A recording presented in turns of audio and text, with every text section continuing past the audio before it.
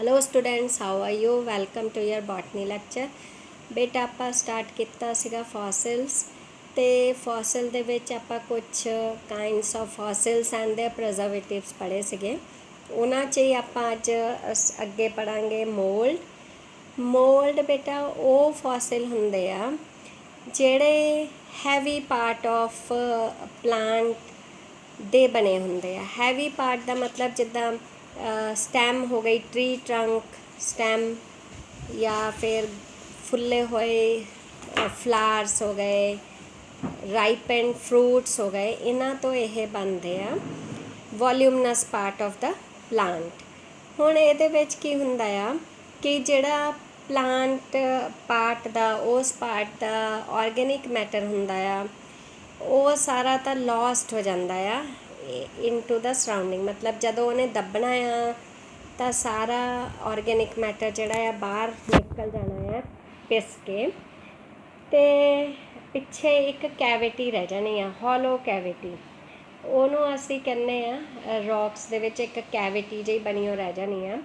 ਇਹਨਾਂ ਨੂੰ ਮੋਲਡਸ ਕਹਿੰਦੇ ਆ। ਜਦੋਂ ਕੇਕ ਵਗੈਰਾ ਬਣਾਉਂਦੇ ਆ ਤਾਂ ਜਿਸ ਵੀ ਬੋਲ ਦੇ ਵਿੱਚ ਜਾਂ ਜਿਸ ਵੀ ਕੰਟੇਨਰ 'ਚ ਤੁਸੀਂ ਕੇਕ ਬਣਾਉਂਦੇ ਆ, ਫਿਰ ਉਸ ਸ਼ੇਪ ਦਾ ਕੇਕ ਬਣ ਜਾਂਦਾ। ਔਰ ਬੈਟਰ ਕਿੰਨਾ ਕੁ ਤੁਸੀਂ ਪਾਉਂਦੇ ਆ ਅਤੇ ਉਹ ਫੁੱਲ ਕੇ ਪੂਰਾ ਕੇਕ ਫਲਫੀ ਕੇਕ ਬਣ ਜਾਂਦਾ ਆ। ਤਾਂ ਉਹ ਜਿਹਦੇ ਵਿੱਚ ਅਸੀਂ ਕੇਕ ਬਣਾਉਂਦੇ ਆ, ਮਾਈਕਰੋ 'ਚ ਰੱਖਦੇ ਹਾਂ ਜਾਂ ਓਵਨ 'ਚ ਰੱਖਦੇ ਹਾਂ, ਉਹਨੂੰ ਅਸੀਂ ਮੋਲਡ ਕਹਿੰਦੇ ਹਾਂ। ਤਾਂ ਇਸੇ ਤਰ੍ਹਾਂ ਆ ਸਪੋਜ਼ ਟਰੰਕ ਆ, ਜਦੋਂ ਇਹਨੇ ਰੌਕਸ 'ਚ ਦੱਬਣਾ ਆ, ਇਹਦਾ ਜਿਹੜਾ ਵੋਲਿਊਮ ਹੈ ਉਹ ਡਿਕਰੀਜ਼ ਹੋ ਜਾਣਾ ਹੈ, ਇਹਦਾ ਆਰਗੈਨਿਕ ਮੈਟਰ ਬਾਹਰ ਨਿਕਲ ਜਾਣਾ ਆ ਸਾਰਾ।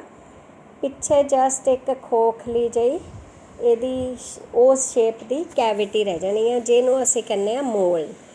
ਹੁਣ ਇਸੇ ਮੋਲਡ ਤੋਂ ਸਾਨੂੰ, ਜਾਂ ਕਹਿ ਲਓ ਜਿਹੜੇ ਪੇਲੀਓਬੋਟਨਿਸਟ ਹੁੰਦੇ ਆ, ਉਹ ਡਿਟੇਲਡ ਫੋਸਿਲ ਪਲਾਂਟ ਜਾਂ ਪਲਾਂਟ ਪਾਰਟ ਦੀ ਸਟੱਡੀ ਕਰਦੇ ਆ। ਉੱਥੋਂ ਹੀ ਉਹਨਾਂ ਨੂੰ ਆਈਡੀਆ ਲੱਗ ਜਾਂਦਾ ਆ ਕਿ ਕਿੱਦਾਂ ਦਾ ਸ਼ੇਪ ਹੋਏਗਾ, ਓਵਲ ਹੋਏਗਾ, ਸਫੈਰੀਕਲ, ਰੈਕਟੈਂਗੂਲਰ, ਲੌਂਗੀਟਿਊਡਨਲ। ਹੁਣ ਇਹ ਜਿਹੜੇ ਮੋਲਡ ਤੋਂ ਨੈਗੇਟਿਵ ਇੰਪ੍ਰਿੰਟ ਮਿਲਦਾ ਆ 3 ਡਾਇਮੈਂਸ਼ਨਲ ਆਰਗਨ ਔਰ ਆਰਗੈਨਿਜ਼ਮ ਇਨ ਦਾ ਰੌਕ। ਨੈਗੇਟਿਵ ਇੰਪ੍ਰਿੰਟ ਮਤਲਬ ਕਿ ਹਲਕੀ ਜਿੱਦਾਂ ਆਊਟਲਾਈਨ ਜਿਹੀ ਬਣੀ ਉਹ ਰਹਿ ਜਾਂਦੀ ਆ, ਜਾਂ ਫਿਰ ਬੇਟਾ ਜਿੱਦਾਂ ਤੁਸੀਂ ਪੇਪਰ 'ਤੇ ਲਿਖਦੇ ਆ ਅਤੇ ਪਿੱਛੇ ਉਹਦਾ ਨਿਸ਼ਾਨ ਆਉਂਦਾ ਆ, ਉਹਨੂੰ ਅਸੀਂ ਨੈਗੇਟਿਵ ਇੰਪ੍ਰਿੰਟ ਕਹਿੰਦੇ ਨੇ। ਕਿ ਹਲਕਾ ਇੰਪ੍ਰੈਸ਼ਨ ਤਾਂ ਹੁੰਦੇ ਆ, ਪਰ ਮਤਲਬ ਬਹੁਤ ਜ਼ਿਆਦਾ ਖੁਦ ਨਹੀਂ ਉਹ ਉੱਭਰਿਆ ਨਹੀਂ ਹੁੰਦਾ ਇੰਪ੍ਰੈਸ਼ਨ, ਹਲਕਾ ਪਤਾ ਲੱਗ ਜਾਂਦਾ ਹੈ ਬਸ ਕਿ ਇਹ ਕਿਹਦਾ ਸਟਰਕਚਰ ਆ। ਫਲਾਵਰ ਹੋ ਸਕਦਾ ਆ, ਕਿ ਸਟੈਮ ਆ, ਕਿ ਜੋ ਵੀ ਜਿਸ ਵੀ ਪਾਰਟ ਦਾ ਉਹ ਹੋਏਗਾ। ਫਿਰ ਨੈਕਸਟ ਜਿਹੜਾ ਹੈਗਾ ਆ ਕਾਸਟ। ਹੁਣ ਇਹ ਵੀ ਕੀ ਆ, ਇੱਕ ਮੋਲਡ ਦੀ ਤਰ੍ਹਾਂ ਹੀ ਹੈਗਾ ਆ ਇਹਦੇ ਵਿੱਚ, ਕਿ ਜਦੋਂ ਮੋਲਡ ਆ ਉੱਪਰ ਵਾਲਾ, ਜਦੋਂ ਫੋਸਿਲ ਦੀ ਆਊਟਲਾਈਨ ਇੱਕ ਤਰ੍ਹਾਂ ਦੀ ਸਾਨੂੰ ਜਦੋਂ ਮਿਲ ਜਾਂਦੀ ਆ, ਤਾਂ ਹੁਣ ਇਹਦੇ ਆਪਣੇ ਜਿਹੜੇ ਆਰਗੈਨਿਕ ਮੈਟਰ ਆ ਉਸ ਪਾਰਟ ਦੇ, ਉਹ ਤਾਂ ਲੋਸਟ ਹੋ ਜਾਂਦੇ ਆ। ਪਰ ਬਾਹਰੋਂ ਆਪਾਂ ਗੱਲ ਕੀਤੀ ਸੀ ਕਿ ਸਰਾਊਂਡਿੰਗਸ ਤੋਂ ਮਿਨਰਲਸ ਵਗੈਰਾ ਆ ਕੇ ਉਸ ਹੌਲੋ ਕੈਵਿਟੀ, ਖਾਲੀ ਢਾਂਚੇ ਦੇ ਵਿੱਚ, ਜਿੱਦਾਂ ਆਪਾਂ ਕੇਕ ਬਣਾਉਣ ਦੇ ਕੰਟੇਨਰ 'ਚ ਬੈਟਰ ਪਾਈਦਾ ਨਾ, ਐਸੇ ਤਰ੍ਹਾਂ ਉਸ ਜਿਹੜੀ ਆਊਟਲਾਈਨ ਬਣੀ ਹੈ, ਇਹਦੇ ਵਿੱਚ ਬਾਹਰੋਂ ਸੈਡੀਮੈਂਟਰੀ ਰੌਕਸ, ਨਦੀਆਂ, ਨਹਿਰਾਂ ਤੋਂ ਜਿਹੜੇ ਵਗ ਕੇ ਆਉਂਦੇ ਆ ਪਾਣੀ ਦੇ ਨਾਲ ਮਿਨਰਲਸ ਵਗੈਰਾ, ਇੱਥੇ ਸਾਰੇ ਇਨਫਿਲਟਰੇਟ ਮਤਲਬ ਡਿਪੋਜ਼ਿਟ ਹੋ ਜਾਂਦੇ ਆ ਇੱਥੇ। ਓਰੀਜਨਲ ਜਿਹੜੇ ਆਰਗੈਨਿਕ ਮੈਟਰ ਦੀ ਜਗ੍ਹਾ ਲੈ ਲੈਂਦੇ ਆ, ਭਰ ਜਾਂਦੇ ਆ ਉੱਥੇ। ਤਾਂ ਫਿਰ ਐਂ ਲੱਗਦਾ ਆ ਕਿ ਉਹ ਜਿਹੜਾ ਆਰਗਨ ਆ, ਇੱਕ ਓਰੀਜਨਲ ਸਟਰਕਚਰ ਜਿਹੜੀ ਆ ਉਹ ਕ੍ਰੀਏਟ ਹੋ ਜਾਂਦੀ ਆ। ਜਦੋਂ ਲਿਥੀਫਿਕੇਸ਼ਨ ਹੋ ਜਾਂਦਾ ਆ ਤਾਂ ਇੰਟਰਨਲ ਸਟਰਕਚਰ, ਮਤਲਬ ਉਹ ਕਾਸਟ ਮੋਲਡ ਪੂਰਾ ਭਰ ਜਾਂਦਾ ਆ। ਔਰ ਇਹ ਵੀ ਇੱਕ ਤਰ੍ਹਾਂ ਦਾ ਨੈਗੇਟਿਵ ਇੰਪ੍ਰੈਸ਼ਨ ਹੁੰਦਾ ਆ ਅੰਦਰ। ਔਰ ਜੇ ਤੁਸੀਂ ਥੱਲੇ ਦੇਖੋਗੇ ਪੱਥਰ ਦੇ ਉੱਪਰ, ਤਾਂ ਪੂਰੀ ਲੁੱਕ ਉਹੋ ਜਿਹੀ ਹੋਊਗੀ ਕਿ ਸਟੈਮ ਆ ਜਾਂ ਫਲਾਰ ਆ, ਸ਼ੇਪ ਉੱਦਾਂ ਦੀ ਦਿਖ ਜਾਂਦੀ ਹੈ। ਤਾਂ ਜਸਟ ਮੋਲਡ 'ਚ ਇੱਕ ਢਾਂਚਾ ਬਣਦਾ ਆ, ਕਾਸਟ ਦੇ ਵਿੱਚ ਬਾਹਰੋਂ ਉਹ 'ਚ ਮਿਨਰਲਸ ਵਗੈਰਾ ਫਿਲ ਹੋ ਕੇ ਤਾਂ ਪ੍ਰੋਪਰ ਇੱਕ ਸ਼ੇਪ ਬਣ ਜਾਂਦੀ ਆ। ਉੱਥੋਂ ਆਈਡੀਆ ਲੱਗ ਜਾਂਦਾ ਹੈ ਕਿ ਇਹ ਕਿਹੜੇ ਪਲਾਂਟ ਦੀ ਸਟੈਮ ਹੋਏਗੀ, ਮੋਟੀ ਆ, ਪਤਲੀ ਆ, ਜਾਂ ਫਿਰ ਕਿਵੇਂ ਦੀ, ਠੀਕ ਹੈ, ਛੋਟੀ ਆ, ਵੱਡੀ ਆ, ਇਹ ਸਾਰਾ ਕੁਝ ਪਤਾ ਲੱਗ ਜਾਂਦਾ ਆ। ਜਾਂ ਫਲਾਰ ਵੱਡਾ ਆ, ਛੋਟਾ ਆ ਬਿਲਕੁਲ, ਇਸ ਤਰ੍ਹਾਂ ਦੀ ਸਾਰੀਆਂ ਜਿਹੜੀਆਂ ਕੰਡੀਸ਼ਨਸ ਆ, ਕਰੈਕਟਰਸ ਆ ਪਲਾਂਟ ਦੇ, ਉਹ ਪਤਾ ਲੱਗ ਜਾਂਦੇ ਨੇ। ਫਿਰ ਬੇਟਾ ਆਹ ਫੋਸਲਾਈਜੇਸ਼ਨ ਪ੍ਰੋਸੈਸ ਤਕਰੀਬਨ ਅਸੀਂ ਪਿੱਛੇ ਪੜ੍ਹ ਹੀ ਲਿਆ ਆ, ਉਹੀ ਰਿਪੀਟਡ ਹੀ ਆ ਕਿ ਇੰਪ੍ਰੈਸ਼ਨਸ, ਮੋਲਡ, ਕਾਸਟ, ਇਹ ਸਾਰੀਆਂ ਅੱਗੇ ਸਟੈਪ ਆ, ਹੈ ਤਾਂ ਇੱਕੋ ਹੀ ਚੀਜ਼ ਆ। ਫਿਰ ਸਭ ਤੋਂ ਪਹਿਲਾਂ ਕੀ ਹੋਣਾ ਆ, ਪਲਾਂਟ ਦੇ ਜਿਹੜੇ ਪਾਰਟਸ ਆ ਉਹ ਸੈਡੀਮੈਂਟਸ 'ਚ ਜਾਂ ਪੱਥਰਾਂ, ਸੈਡੀਮੈਂਟਰੀ ਰੌਕਸ ਦੇ ਵਿੱਚ ਧੱਸ ਜਾਣੇ ਆ, ਦੱਬ ਜਾਣੇ ਆ। ਉਹਨਾਂ ਦਾ ਹੌਲੀ ਹੌਲੀ ਥੋੜ੍ਹਾ ਜਿਹਾ ਉਹਨਾਂ ਦਾ ਕੁਛ ਪਾਰਟ ਟੁੱਟਣਾ ਵੀ ਆ, ਥੋੜ੍ਹਾ ਬਹੁਤ ਡੀਕੰਪੋਜੀਸ਼ਨ ਵੀ ਹੋਣਾ ਆ, ਡਿਕੇ ਹੋਣਾ ਆ ਉਹਨਾਂ ਦਾ, ਹੈ ਨਾ। ਅਤੇ ਫਿਰ ਆਲੇ ਦੁਆਲੇ ਸੀਮੈਂਟ ਮਤਲਬ ਆਲੇ ਦੁਆਲੇ ਛੋਟੇ ਜਿਹੇ ਪੱਥਰ ਰਿਸ ਕੇ, ਫੁੱਟ ਕੇ, ਟੁੱਟ ਕੇ, ਜਾਂ ਮਿੱਟੀ ਉਹਨਾਂ ਦੇ ਆਲੇ ਦੁਆਲੇ ਜੰਮ ਕੇ ਸੋਲਿਡ ਹੋਈ ਜਾਣੀ ਆ, ਜਿਹੜੀ ਕਿ ਟੁੱਟਦੀ ਨਹੀਂ ਹੈਗੀ। ਉਹਨੂੰ ਅਸੀਂ ਕਹਿੰਦੇ ਹਾਂ ਸੀਮੈਂਟੇਸ਼ਨ, ਕੱਲ੍ਹ ਪੜ੍ਹਿਆ ਸੀਗਾ ਅਸੀਂ। ਫਿਰ ਜਿੱਦਾਂ ਉਹ ਕੰਡੀਸ਼ਨਸ ਅਸੀਂ ਪਿੱਛੇ ਪੜ੍ਹ ਲਈਆਂ ਕਿ ਇਹ ਸੈਪਟਿਕ ਕੰਡੀਸ਼ਨ ਹੋਣੀਆਂ ਚਾਹੀਦੀਆਂ, ਸੋ ਫੋਸਲਾਈਜੇਸ਼ਨ ਪ੍ਰੋਸੈਸ ਜਿਹੜਾ ਹੈ ਅੱਛੇ ਤਰੀਕੇ ਨਾਲ ਹੁੰਦਾ ਆ। ਫਿਰ ਕੀ ਹੋਣਾ ਆ, ਜਿੱਦਾਂ ਹੀ ਪਲਾਂਟ ਮਟੀਰੀਅਲ ਡਿਕੇ ਹੋਣਾ ਸਟਾਰਟ ਕਰਨਾ ਆ ਉਸ ਇਨਵਾਇਰਮੈਂਟ 'ਚ ਜਿੱਥੇ ਉਹ ਸੈਟਲਡ ਹੁੰਦਾ ਆ, ਉੱਥੇ ਇਲੈਕਟ੍ਰਿਕ ਚਾਰਜ ਡਿਵੈਲਪ ਹੋ ਜਾਣਾ ਆ ਬਿਟਵੀਨ ਜਿਹੜੇ ਵੀ ਜਗ੍ਹਾ 'ਤੇ ਉਹ ਪ੍ਰੈਜ਼ੈਂਟ ਆ, ਆਊਟਰ ਐਂਡ ਇਨਰ ਸਾਈਡ 'ਤੇ positive negative charges, opposite charges ਹੋਣੇ ਆ। ਮਤਲਬ ਜਿੱਦਾਂ ਜੇ ਬਾਹਰ ਪੱਥਰ ਆ ਜਾਂ ਸੋਇਲ ਪਾਰਟੀਕਲਸ ਆ ਜਾਂ ਥੋੜ੍ਹਾ ਬਹੁਤ ਕਚਰਾ, ਪਾਣੀ, ਇਹ ਨਾ ਬਾਹਰ ਹੋਣੇ ਆ ਨੈਗੇਟਿਵ ਚਾਰਜਸ, ਜਿੱਥੇ ਫੋਸਿਲ ਬਣਨਾ, ਫੋਸਿਲ ਦਾ ਹੋਣਾ ਆ ਪੋਜ਼ੀਟਿਵ ਚਾਰਜਸ, ਆਇਨਸ ਉੱਥੇ ਪ੍ਰੈਜ਼ੈਂਟ ਹੋਣੇ ਆ। ਆਇਨਾਈਜੇਸ਼ਨ ਕਹਿ ਲਓ ਉਹਦਾ ਹੋ ਜਾਣਾ ਆ ਉਸ ਆਰਗੈਨਿਕ ਮੈਟਰ ਦਾ। ਆਰਗੈਨਿਕ ਮੈਟਰਸ ਜਿਹੜੇ ਆ, ਜਿਹੜਾ ਕੰਟੈਂਟ ਉਹਦਾ ਡੀਕੰਪੋਜ਼ ਹੋਈ ਜਾਣਾ ਆ, ਉਹ ਚੇਂਜ ਹੋਈ ਜਾਣਾ, ਬਾਹਰ ਲਿਬਰੇਟ ਹੋਈ ਜਾਣਾ ਆ, ਔਰ ਕੁਛ ਜਿਹੜਾ ਆ ਬਾਹਰੋਂ ਅੰਦਰ ਆਈ ਜਾਣਾ। ਤਾਂ ਗਿਵ ਐਂਡ ਟੇਕ ਪ੍ਰੋਸੈਸ ਵੀ ਨਾਲ ਦੀ ਨਾਲ ਜਿਹੜਾ ਆ ਉਹ ਚੱਲੀ ਜਾਣਾ ਆ। ਔਰ ਨਾਲ ਹੀ ਨਾਲ ਕੀ ਹੋਣਾ ਆ, ਜਿੱਦਾਂ ਹੁਣ ਬਾਹਰ ਸੈਡੀਮੈਂਟਰੀ ਰੌਕਸ ਜਿਹੜੇ ਪ੍ਰੈਜ਼ੈਂਟ ਆ, ਉਹ 'ਚ ਅਗਰ ਆਇਰਨ, ਕਾਰਬੋਨੇਟ ਮਿਨਰਲਸ ਆ, ਉਹ ਉਸ ਸੀਮੈਂਟੇਸ਼ਨ ਜਾਂ ਫੋਸਿਲ ਦੇ ਬਾਹਰ ਇਕੱਠੇ ਹੋ ਕੇ ਇੱਕਦਮ ਸੀਮੈਂਟਡ ਲੇਅਰ ਪਲਾਂਟ ਪਾਰਟ ਦੇ ਆਲੇ ਦੁਆਲੇ ਬਣ ਜਾਣੀ ਆ, ਜਿਹਦੇ ਨਾਲ ਕੀ ਹੋਣਾ ਆ, ਫੋਸਿਲ ਜਿਹੜਾ ਇੱਕ ਤਾਂ ਪ੍ਰੋਪਰਲੀ ਬਣ ਜਾਣਾ ਆ, ਅਤੇ ਰੈਸਟ ਆਫ ਦਾ ਮਟੀਰੀਅਲ ਜਿਹੜਾ ਆ ਉਹ ਡੀਕੰਪੋਜ਼ ਨਹੀਂ ਹੁੰਦਾ, ਉੱਥੇ ਮਾਈਕਰੋ ਆਰਗੈਨਿਜ਼ਮਸ ਨਹੀਂ ਆ ਪਾਉਂਦੇ, ਤਾਂ ਕਿ ਉਹਨਾਂ ਨੂੰ ਓਰੀਜਨਲ ਜਿਹੜਾ ਪਾਰਟ ਬਚਿਆ ਆ ਉਹ ਡੀਕੰਪੋਜ਼ ਨਾ ਹੋ ਸਕੇ। ਫਿਰ ਹੌਲੀ ਉੱਤੇ ਪੱਥਰਾਂ 'ਤੇ ਜਿੱਥੇ ਵੀ ਉਹ ਪਲਾਂਟ ਮਟੀਰੀਅਲ ਇਕੱਠਾ ਹੋਇਆ ਹੁੰਦਾ, ਪਲਾਂਟ ਪਾਰਟ, ਉੱਥੇ ਇੱਕ ਪ੍ਰਿੰਟ ਬਣ ਜਾਂਦਾ ਹੈ, ਜਿਹਨੂੰ ਆਪਾਂ ਕਹਿੰਦੇ ਹਾਂ ਇੰਪ੍ਰੈਸ਼ਨ। ਫਿਰ ਉੱਥੇ ਮੋਲਡ, ਮਤਲਬ ਅੰਦਰਲੇ ਕੰਟੈਂਟ ਸਾਰੇ ਡੈਮੇਜ ਹੋ ਜਾਣੇ ਆ, ਤਾਂ ਇੱਕ ਖਾਲੀ ਢਾਂਚਾ ਜਿਹਾ ਉੱਥੇ ਪਿਆ ਰਹਿਣਾ ਆ, ਹੋਲੋ ਕੈਵਿਟੀ, ਜਿਹਨੂੰ ਮੋਲਡ ਕਹਿੰਦੇ ਆ। ਫਿਰ ਉੱਥੇ ਬਾਹਰੋਂ ਆ ਕੇ ਮਿਨਰਲਸ ਵਗੈਰਾ ਡਿਪੋਜ਼ਿਟ ਹੋਈ ਜਾਣੇ ਆ। ਕਿਹੜੇ ਮਿਨਰਲਸ ਆ, ਦੇਖੋ ਸਿਲਿਕਾ, ਕਲੇ, ਅਦਰ ਸਬਸਟੈਂਸਸ। ਤਾਂ ਇਹਦੇ ਨਾਲ ਕੀ ਆ, ਪੂਰਾ ਸਟਰਕਚਰ ਜਿਹੜਾ ਆ ਕੰਪਲੀਟ ਹੋ ਜਾਣਾ ਆ, ਅਤੇ ਓਰੀਜਨਲ ਸਪੈਸੀਮੈਨ ਵਰਗਾ ਪੂਰਾ ਸਟਰਕਚਰ ਲੱਗਣਾ ਆ, ਪਰ ਹੁੰਦਾ ਉਹ ਫੋਸਿਲ ਆ। ਤਾਂ ਇਸੇ ਕਰਕੇ ਕਹਿੰਦੇ ਆ ਕਿ ਫੋਸਿਲ ਜਿਹੜਾ ਆ 1 ਜਾਂ 100 ਸਾਲਾਂ 'ਚ ਨਹੀਂ, 1000 ਸਾਲ, ਮਿਲੀਅਨ ਸਾਲ ਵੀ ਲੱਗ ਜਾਂਦੇ ਆ ਹੌਲੀ ਪ੍ਰੋਸੈਸਿੰਗ ਹੋਣ ਲਈ। ਉਸ ਦਿਨ ਮੈਂ ਤੁਹਾਨੂੰ ਇੱਕ ਵੀਡੀਓ ਭੇਜਿਆ ਸੀ, ਭਾਵੇਂ ਉਹ ਛੋਟੇ ਬੱਚਿਆਂ ਲਈ ਸੀਗਾ ਵੀਡੀਓ, ਪਰ ਉਹਦੇ ਵਿੱਚ ਜਿਹੜੇ ਆਈਸ ਦੇ ਥੱਲੇ ਦੱਬ ਜਾਂਦੇ ਆ, ਦੈਨ ਉਹ ਇਨਸੈਕਟ ਕਿੱਦਾਂ ਪੇੜ ਦੇ ਟਰੈਪ ਹੋ ਜਾਂਦਾ ਆ, ਇਹੀ ਅਸੀਂ ਅੱਗੇ ਪ੍ਰੋਸੈਸਿਸ ਪੜ੍ਹਨੇ ਆ, ਅਤੇ ਉਹੀ ਚੀਜ਼ ਇੱਥੇ ਹੈਗੀ ਆ। ਫਿਰ ਬੇਟਾ ਨੈਕਸਟ ਹੁਣ ਜਿਹੜਾ ਟੋਪਿਕ ਹੈਗਾ ਉਹ ਹੈਗਾ ਪ੍ਰੀਜ਼ਰਵੇਸ਼ਨ ਦਾ, ਫਿਲਟਰੇਟਡ ਸੈਲੂਲਰ ਪ੍ਰੀਜ਼ਰਵੇਸ਼ਨ।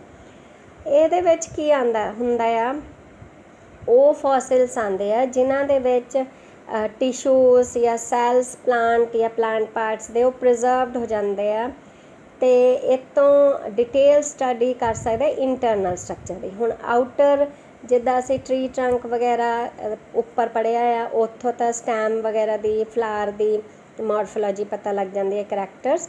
ਇਹਦੇ ਵਿੱਚ ਇੰਟਰਨਲ ਸਟਰਕਚਰ, ਜ਼ਾਈਲਮ ਪ੍ਰੈਜੈਂਟ, ਫਲੋਇਮ ਪ੍ਰੈਜੈਂਟ, ਜਾਂ ਤਾਂ ਸੈਕੰਡਰੀ ਗਰੋਥ ਹੋਈ ਕਿ ਨਹੀਂ, ਉਹਨਾਂ ਦਾ ਆਈਡੀਆ ਇਹ ਵਾਲੇ ਪ੍ਰੀਜ਼ਰਵੇਸ਼ਨ ਮੈਥਡ ਨਾਲ ਪਤਾ ਲੱਗ ਜਾਂਦਾ ਆ। ਉਹ ਹੁਣ ਕਿਹੜੇ ਕਿਹੜੇ ਮੈਥਡਸ ਹੈਗੇ ਆ? ਫਸਟ ਇਜ਼ ਪੈਟਰੀਫੈਕਸ਼ਨ ਅਤੇ ਸੈਕਿੰਡ ਹੈਗਾ ਮਮੀਫਿਕੇਸ਼ਨ। ਹੁਣ ਪੈਟਰੀਫੈਕਸ਼ਨ ਕੀ ਆ ਬੇਟਾ? ਇਹ ਟਰੂ ਫੋਸਿਲਸ ਹੁੰਦੇ ਆ। ਇਹ ਇੱਦਾਂ ਦੇ ਫੋਸਿਲਸ ਆ ਜਿਨ੍ਹਾਂ ਦੇ ਵਿੱਚ ਟਿਸ਼ੂਜ਼ ਫੁੱਲੀ ਜਾਂ ਪਾਰਸ਼ੀਅਲੀ ਰਿਪਲੇਸਡ ਹੋ ਜਾਂਦੇ ਆ ਔਰ infiltrated by mineral matter with preservation of their cellular structure.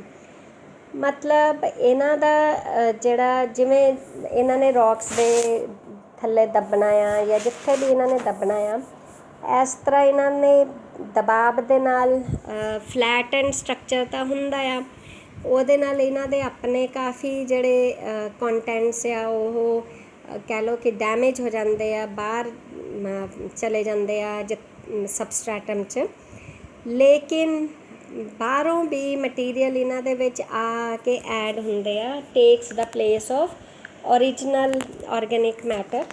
ਤਾਂ ਇੱਦਾਂ ਦੇ ਜਿਹੜੇ ਇਨਫਿਲਟਰੇਸ਼ਨ ਦਾ ਮਤਲਬ ਹੀ ਇਹ ਹੁੰਦਾ ਆ ਕਿ ਬਾਹਰੋਂ ਆ ਕੇ ਆਪਣਾ ਖ਼ਤਮ ਹੋ ਗਿਆ, ਬਾਹਰੋਂ ਆ ਕੇ ਉਸ ਜਗ੍ਹਾ 'ਤੇ ਜੰਮੀ ਜਾਣੇ ਆ ਜਾਂ ਪੈ ਜਾਣੇ। ਇਹਨੂੰ ਪ੍ਰੀ ਮਿਨਰਲਾਈਜੇਸ਼ਨ ਜਾਂ ਫਿਰ ਸੈਲੂਲਰ ਕਹਿ ਲਓ ਕਿ ਪ੍ਰੀ ਮਿਨਰਲਾਈਜੇਸ਼ਨ ਸਟੇਜ ਹੈ।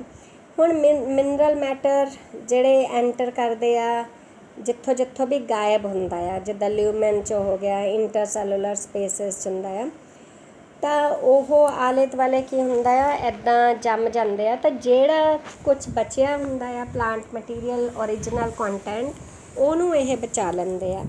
ਇੱਕ ਹਾਰਡ ਲੇਅਰ ਡਿਵੈਲਪ ਹੋ ਜਾਂਦੀ ਹੈ ਜਿਹਦੇ ਨਾਲ ਹੋਰ ਕੰਟੈਂਟ ਜਿਹੜੇ ਆ ਡੈਮੇਜ ਹੋਣ ਤੋਂ ਬਚ ਜਾਂਦੇ ਆ। ਪੈਟਰੀਫੈਕਸ਼ਨ ਇਹੀ ਕਹਿੰਦੇ ਕਿ ਬਚਾ ਲੈਣਾ, ਖੁਦ ਬਾਹਰ ਜੰਮ ਕੇ ਨਾ ਓਰੀਜਨਲ ਕੰਟੈਂਟਸ ਨੂੰ ਬਚਾ ਲੈਣਾ। ਤਾਂ ਕਰਕੇ ਫਿਰ ਓਰੀਜਨਲ ਸ਼ੇਪ ਔਰ ਸਟਰਕਚਰ ਦਾ ਪਤਾ ਲੱਗ ਜਾਂਦਾ ਆ। ਇਸ ਕਰਕੇ ਅਸੀਂ ਕਹਿ ਸਕਦੇ ਹਾਂ ਕਿ ਇਹ ਟਰੂ ਫੋਸਿਲ ਦੇ ਹੁੰਦੇ ਆ। ਬਿਲਕੁਲ ਮਤਲਬ ਬਹੁਤ ਜ਼ਿਆਦਾ ਇਹਨਾਂ ਦਾ ਹੀ ਕੰਟੈਂਟ ਹੁੰਦਾ ਆ, ਉਹਨਾਂ ਹੀ ਪਲਾਂਟਸ ਐਨੀਮਲਸ ਦਾ, ਥੋੜ੍ਹਾ ਬਹੁਤ ਬਾਹਰੋਂ ਆ ਕੇ ਮਿਕਸ ਹੁੰਦਾ ਆ, ਉਹਨਾਂ ਦੀ ਗਾਇਬ ਪਾਰਟ ਦੀ ਜਗ੍ਹਾ ਬਾਹਰੋਂ ਲੈਂਦੇ ਆ, ਤਾਂ ਕਰਕੇ ਇਹ ਟਰੂ ਫੋਸਿਲਸ ਦੀ ਗਿਣਤੀ ਵਿੱਚ ਆਉਂਦੇ ਆ। ਹੁਣ ਇਹਨਾਂ ਤੋਂ ਇੰਟਰਨਲ ਸਟਰਕਚਰ ਪਤਾ ਲੱਗਦੀ ਹੈ। ਤਾਂ ਪੈਟਰੀਫਿਕੇਸ਼ਨ ਤੋਂ ਹਮੇਸ਼ਾ ਯਾਦ ਰੱਖਣਾ ਕਿ ਇੰਟਰਨਲ ਸਟਰਕਚਰ ਆਫ ਪਲਾਂਟ ਪਤਾ ਲੱਗਦੀ ਹੈ। ਜਿਵੇਂ ਅਸੀਂ ਸੈੱਲ 'ਚ ਪੜ੍ਹਦੇ ਹਾਂ ਗੋਲਜੀ ਬਾਡੀਜ਼, ਮਾਈਟੋਕੌਂਡਰੀਆ, ਲੈਮੀਲੇ ਹੋ ਗਿਆ, ਜੋ ਵੀ ਹੁੰਦਾ ਆ ਉਹ ਸਾਰੇ ਪੈਟਰੀਫੈਕਸ਼ਨ ਦੇ ਥਰੂ ਪਤਾ ਲੱਗ ਜਾਂਦਾ ਹੈ। ਹੁਣ 20 ਮਿਨਰਲ ਸਬਸਟੈਂਸਸ ਦੀ ਲਿਸਟ ਪੈਲੀਓਬੋਟਨਿਸਟ ਨੇ ਬਣਾਈ ਸੀਗੀ, ਜਿਹੜੇ ਕਿ ਅੰਦਰ ਉਹਨਾਂ 'ਚ ਓਰੀਜਨਲ ਆਰਗੈਨਿਕ ਮੈਟਰ ਕੰਟੈਂਟ ਦੀ ਜਗ੍ਹਾ ਆ ਕੇ ਜਮ੍ਹਾਂ ਹੋ ਜਾਂਦੇ ਆ ਅਤੇ ਫੋਸਿਲ ਨੂੰ ਕੰਪਲੀਟ ਹੋਣ 'ਚ ਹੈਲਪ ਕਰਦੇ ਆ। ਜਿਵੇਂ ਸਿਲੀਕਾ ਹੋ ਗਿਆ, ਪਾਇਰਾਈਟ ਹੋ ਗਿਆ, ਫਾਸਫੇਟ ਹੋ ਗਿਆ।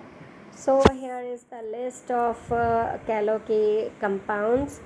ਤਾਂ ਤੁਸੀਂ ਇਹ ਲਿਸਟ ਜ਼ਰੂਰ ਪੜ੍ਹ ਲੈਣੀ ਆ। ਇਹ ਤੁਹਾਨੂੰ 1 ਮਾਰਕ 'ਚ ਇੱਥੋਂ ਕੁਐਸਚਨ ਪੈਟਰੀਫੈਕਸ਼ਨ ਹੋ ਗਿਆ, ਇਹ ਤੋਂ ਕੁਐਸਚਨਸ ਪੁੱਛ ਸਕਦੇ ਆ 1 ਮਾਰਕ ਦੇ ਵਿੱਚ ਇੱਥੋਂ, ਠੀਕ ਹੈ। ਇਹ ਵਾਲਾ ਪੈਰਾਗ੍ਰਾਫ ਇੰਪੋਰਟੈਂਟ ਆ ਫਰੋਮ 1 ਮਾਰਕ ਦੇ ਹਿਸਾਬ ਨਾਲ। ਫਿਰ ਬੇਟਾ ਇਹ ਤਾਂ ਸੀਗੇ ਕਾਈਂਡਸ ਆਫ ਫੋਸਿਲ ਅਤੇ ਪ੍ਰੀਜ਼ਰਵ ਕਿੱਦਾਂ ਹੁੰਦੇ ਆ। ਉਹ ਫੋਸਿਲਾਈਜੇਸ਼ਨ ਪ੍ਰੋਸੈਸ ਵੀ ਇਹੀ ਆ, ਮਤਲਬ ਫੋਰਮੇਸ਼ਨ ਆਫ ਫੋਸਿਲ ਉਹਨੂੰ ਕਹਿ ਦਿੰਦੇ ਆ ਫੋਸਿਲਾਈਜੇਸ਼ਨ। ਐਵੇਂ ਇਹ ਤਾਂ ਰੈਪੀਟੀਸ਼ਨ ਕੀਤਾ ਹੋਇਆ ਆ ਹਰ ਟੌਪਿਕ ਨੂੰ, ਕੰਸੈਪਟ ਇੱਕੋ ਹੀ ਆ, ਹੈ ਨਾ। Traces of dead remains of plants and animals ਜਾਂ impressions buried deep under the earth million years ago, ਚਾਹੇ ਉਹ ਹੁਣ ਐਕੁਆਟਿਕ ਸਿਸਟਮ ਆ, ਟੈਰੇਸਟਰੀਅਲ ਸਿਸਟਮ ਆ। ਤਾਂ ਫੋਸਿਲਾਈਜੇਸ਼ਨ ਪ੍ਰੋਸੈਸ ਜਿਹੜਾ ਆ सेम ही आ। हुणे भी मैं रिपीट किया सीगा, फर्स्ट डे भी रिपीट किया सी। तुहानूं एक नैट तो कढ़ के फोटो जिहियां भी भेजियां सी, सो ਉਹ 'ਚ ਤੁਸੀਂ ਇਹ ਆराम देखिया होया है सारा। ये ਤੁਸੀਂ आप ही पढ़ लेना, इन्ना पार्ट ईजी है, ਇਹਦੇ ਵਿੱਚ कुछ नहीं हैगा। फिर फॉसिलाइजेशन प्रोसैसेस ਜਿਹੜੇ ਹੈਗੇ ਆ ਉਹ ਹੁੰਦਾ ਆ ਮਮੀਫਿਕੇਸ਼ਨ। ਅਸੀਂ ਹੁਣੇ ਹੀ ਆਪਾਂ ਪੜ੍ਹੇ ਸੀਗੇ ਪੈਟਰੀਫੈਕਸ਼ਨ, ਅਤੇ ਸੈਕਿੰਡ ਜਿਹੜਾ ਆ ਉਹ ਮਮੀਫਿਕੇਸ਼ਨ ਆ। ਮਮੀਫਿਕੇਸ਼ਨ ਦੇ ਵਿੱਚ ਬੇਟਾ ਕੀ ਹੁੰਦਾ ਆ, in this form entire organism some part of the body या पूरा ऑर्गेनिज्म या कुछ पार्ट प्रिजर्वड हो जाता है इन सम स्पैशल प्रिजर्विंग मटीरियल, ताकि ਉਹਦੇ सॉफ्ट पार्ट जिदा ब्लड हो गया, फ्लैश हो गया, मास हो गया, सॉफ्ट टिश्यूज़ हो गए, वो सारे इंटैक्ट रहन। इंटैक्ट मतलब सेम जिदा ओरिजिनल होंदे आ ਉਹੀ रहन, चेंज ना होवे ਉਹਨਾਂ ਦੀ मॉर्फोलॉजी या कंटेंट। कुछ ऑर्गेनिजम्स ਦੇ फॉसिल ਇੱਦਾਂ ਦੇ ਬਣਦੇ ਆ ਕਿ ਉਹਨਾਂ 'ਚ ओरिजिनल ऑर्गेनिक मैटर तो बहुत ही घट चेंजिस होंदियां है, तकरीबन सेम ही रहिंदा है उन्हां दा कंटेंट। तो ममीफिकेशन अलग अलग तरह का है। ये हुण जो तुहानूं मैं वीडियो सेंड कीती सी ਉਹਦੇ ਵਿੱਚ ही आइस इंबैडेड फॉसिल कि कुछ लिविंग ऑर्गेनिज्म ਜਿਹੜੇ ਆ 70-80 डिग्री ਉਹਨਾਂ ਦੇ ਵਿੱਚ वाटर ਹੁੰਦਾ आ, ਤੇ ਉਹ स्नो या आइस फील्ड्स 'ਚ अगर बरीड हो जाते हैं तो वाटर उन्होंने जोड़ा आ वो इन्ने हाई टैंपरेचर ते कन्वर्ट हो जाता इनटू आइस, है ना। तो ऑर्गेनिज्म फ्रोजन हो जाता है। Refrigeration of organism preserve their tissues. बेटा जिद्दां हुण घरां च भी अगर असी लाइव एग्जाम्पल देखिए कि तुहाडे पेरेंट मम्मा मटर लैंदे आ कढ़ के फ्रीज़र च लॉक वाले पॉलीबैग च या किसी कंटेनर च ਉਹਨੂੰ ਪ੍ਰਿਜ਼ਰਵ ਕਰ ਲੈਂਦੇ ਆ, ਅਤੇ ਉਹ ਉੱਦਾਂ ਦੇ ਹੀ ਰਹਿੰਦੇ ਆ। ਜਦੋਂ ਬਣਾਉਣੇ ਹੁੰਦੇ ਆ ਉਹਨੂੰ ਥੋੜ੍ਹੀ ਦੇਰ ਬਾਹਰ ਕੱਢ ਕੇ ਰੱਖ ਕੇ ਬਣਾ ਲੈਂਦੇ ਆ, ਟੇਸਟ ਵੀ ਤਕਰੀਬਨ ਉਹੋ ਜਿਹਾ ਹੀ ਰਹਿੰਦਾ ਆ। ਤਾਂ ਸੇਮ ਵੇ ਇਹ ਜਿਹੜੇ ਆਈਸ 'ਚ ਇੰਬੈਡਡ ਹੁੰਦੇ ਆ ਉਹ ਵਾਲੇ ਹੁੰਦੇ ਆ ਇਹ ਮਮੀਫਿਕੇਸ਼ਨ। ਆਈਸ 'ਚ ਜਿਹੜੇ ऑर्गेनिजम्स प्लांट्स प्रिजर्वड होंदे आ, है ना। इन्हां दे विच मैमोथ्स, राइनोसिरोस, हुण तुसीं जिन्ने क एग्जाम्पल लिख सकदे आ। लेट प्लेस्टोसीन पीरियड च ये वाले फॉसिल देखण नूं मिले आ, है ना। फिर ऑयल सैचुरेटेड इन्वायरमेंट, कुछ जिहड़े ऑर्गेनिजम्स आ ट्रैप्ड हो जाते हैं ऑयल सैंड्स, है ना, वो भी अनअल्टर्ड रह जाते हैं मिनरल लेयर्स, क्योंकि ऑयल दी लेयर्स उपरों ਉਹਦੇ टिश्यूज़ वगैरह ਨੂੰ टुट के बाहर नहीं जान दिंदियां, उत्थे उत्थे ही वो जमदे रहिंदे, इस करके रिटेन रहिंदा उन्हां दा ओरिजिनल मैटर। अगर बाहर कोई हार्ड पार्ट बहुत हार्ड पार्ट डेवलप हो गया तां भी अंदरों टुट के बाहर नहीं लिबरेट होने इन्हां दे ऑर्गेनिक मैटर। तां फिर स्ट्रक्चर फिसनाइड्स, coalified remains of plants fossilized after forest fire. जदों हुंदी वो फॉरेस्ट फायर च कुछ प्लांट्स एनिमल्स मर जाते हैं, वो तो राख बन जाते चारकोल। वो फिर जिद्दां अंदर जमा होए लावा लूवा जदों आंदा आ तो उन्हां दा भी अनअल्टर्ड मॉर्फोलॉजी रहिंदी आ, कंटेंट्स ज़्यादा चेंज नहीं हुंदे हैगे। कैमिकल फॉसिल कि कुछ कैमिकल जिहड़े कंपाउंड्स प्लांट्स हुंदे आ like chlorophyll molecules, proteins, amino acids, ये भी प्रिजर्वड रह जाते हैं रॉक्स दे विच, इन्हां नूं कैमिकल फॉसिल्स कहंदे आ। कुछ organic molecules alkenes, phosphorides preserved in geological area pre Cambrian age, है ना। दैन ये सारा तुसीं पढ़ लेना आ। ਇਹਦੇ ਨਾਲ ਸਾਡਾ ਇਹ वाला पार्ट तो ख़त्म हो गया। बेटा पैट्रीफैक्शन और ममीफिकेशन जरूर याद रखना है। फिर एक टॉपिक है जोड़ा मेन है तुहाडे सिलेबस जियोलॉजिकल टाइम स्केल, वो मैं एक ही वीडियो च ख़त्म कर देना, छोटा जिहा आ क्रैम करना है ना, कर लियो, क्योंकि असी अगे क्लासीफिकेशन वाला चैप्टर छड्डना आ जिम्नोस्पर्म्स का क्लासीफिकेशन। ਤਾਂ ਫਿਰ ਤੁਹਾਨੂੰ ਇਹ ਆਉਣਾ ਚਾਹੀਦਾ, ਅਦਰਵਾਈਜ਼ ਕਿਤੇ ਐ ਨਾ ਹੋਵੇ ਕਿ ਕਲਾਸੀਫਿਕੇਸ਼ਨ ਔਰ ਇਹ ਵਾਲਾ ਕੁਐਸਚਨ ਹੀ ਪੁੱਛ ਲੈਣ, ਤੁਹਾਡੇ ਕੋਲ ਆਪਸ਼ਨ ਨਾ ਹੋਵੇ। ਤੇ ਦੇਖ ਲੈਣਾ ਵੀਡੀਓਜ਼, ਨਹੀਂ ਸਮਝ ਆਇਆ ਦੁਬਾਰਾ ਪੁੱਛ ਲੈਣਾ ਆ। Till then keep revising, good bye.